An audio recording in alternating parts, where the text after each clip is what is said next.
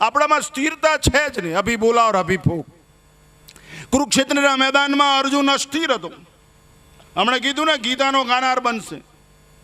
કુરુક્ષેત્રના મેદાનમાં અર્જુન અસ્થિર હતો. કાર્પણ્ય દોષો પથ સ્વભાવ પુચ્છામિ તો આમ ધર્મ સમુદ્ર ચેતા યશ્રેષ્યાન નિશ્ચિતમ બ્રુવિતન મેં શિષ્ય અષ્ટમ સાધિમામ તમ પ્રપન્નમ.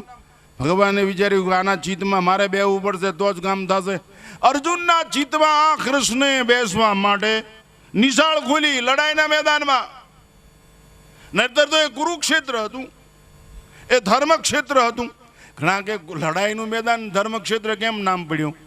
વિષ્ટિ કર્યા પછી, ચર્ચા કર્યા પછી જે માણસ શાસ્ત્રની આજ્ઞાનું ઉલ્લંઘન કરે અને એની સામે શસ્ત્ર ઉપાડવામાં આવે તો એને ધર્મયુદ્ધ કહેવામાં આવે.